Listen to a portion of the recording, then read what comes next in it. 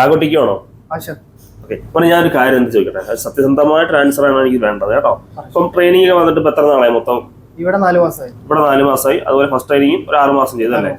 അപ്പം ഫസ്റ്റ് ട്രെയിനിങ്ങിനെ അപേക്ഷിച്ച് second training ആയപ്പോഴത്തേക്ക് എക്സ്പീരിയൻസ് എന്താണ്? കാരണം ജസ്റ്റ് ഒന്ന് പറയും, എക്സ്പീരിയൻസ് എന്താണ്? ഫീൽഡിനെ പറ്റി നന്നായിട്ട് അറിഞ്ഞിട്ടാണ് ഹോട്ടൽ മാനേജ്മെന്റ് പഠിക്കാൻ പോയത്. അതുപോലെ തന്നെ ഫസ്റ്റ് ട്രെയിനിങ് ഭയങ്കര കഷ്ടപ്പാടായിരുന്നു. എന്നാൽ അത് വെച്ച് നോക്കുമ്പോൾ സെക്കൻഡ് ട്രെയിനിങ് ഭയങ്കര ഫ്രീ ആയിട്ട് ജോലിയും കാര്യങ്ങളും ഇച്ചാണെങ്കിലും ഭയങ്കര സപ്പോർട്ടാണ്. ഒരുപാട് കാര്യങ്ങൾ പഠിപ്പിച്ചു തരുന്നുണ്ട്.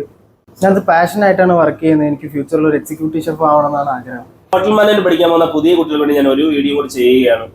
നിങ്ങൾ ഈ സിനിമയിലും വീഡിയോയിലും കാണുന്നതൊന്നല്ല ഈ ഒരു ഫീൽഡ്.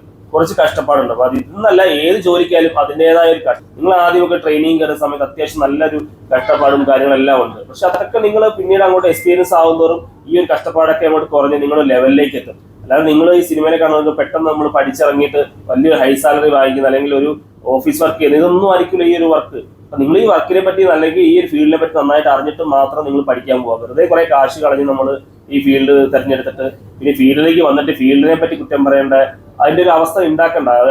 അതുകൊണ്ടാണ് ഞാൻ ഈ പറയുന്നത് തന്നെ. നിങ്ങൾക്ക് പാഷൻ ഉണ്ടെങ്കിൽ മാത്രമേ ഫീൽഡിലേക്ക് വരിക. അത്യാവശ്യം കുറച്ച് കഷ്ടപ്പാടുണ്ട്, ഇല്ലെന്നല്ല. കഷ്ടപ്പാടൊക്കെ തരണം ചെയ്താൽ നിങ്ങൾക്ക് എപ്പോഴായാലും ഒരു നല്ലൊരു ലൈഫ് ഉണ്ടാവും.